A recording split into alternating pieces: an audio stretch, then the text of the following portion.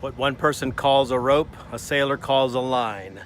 What some calls a big pole in the way, a sailor calls a boom. And if you've ever failed to duck when you were going through the wind, you know why it's called a boom. What some call a pole sticking up out of the middle of the boat, we call a mast. What's inside of that bag is the jib.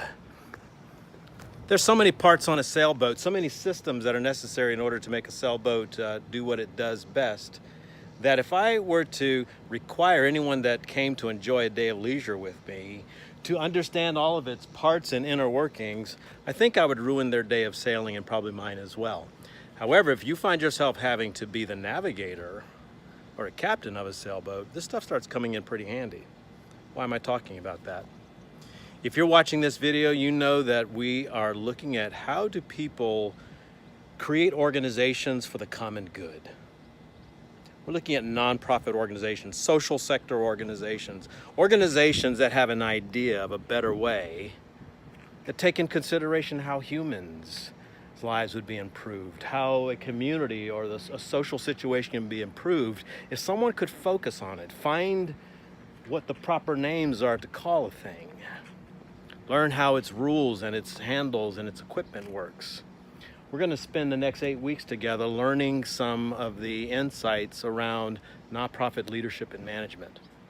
I'm going to try to help you with vocabulary for something that may be familiar to you because you're engaged in it, or something which may be new altogether because you've got imaginations as to how, or visions as to how you might use such a tool, a nonprofit organization, to achieve purposes which are rising inside of you.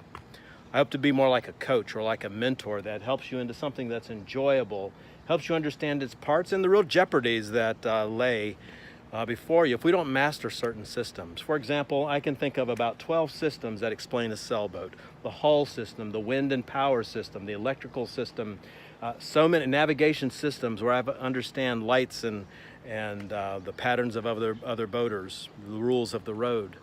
There's one system in the midst of all these systems that if you don't know this well, it can kind of nullify all of the rest of those socio-technical systems. And it's what I call the 13th system of sailing, the relational system. It's that leadership system between captain and crew which allows smooth communication. So knowing that a thing is not a rope but a line could become vital if you're in an emergency situation and someone says, grab that line, tie it down now.